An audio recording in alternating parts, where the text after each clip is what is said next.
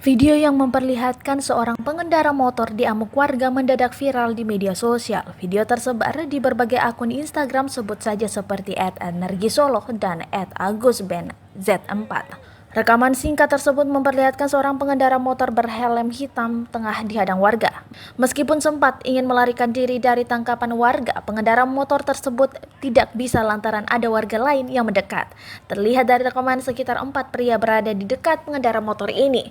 Dari awal rekaman, pria berkaos hijau bertopi hitam memberi isyarat ingin memukul dengan sandal jepitnya.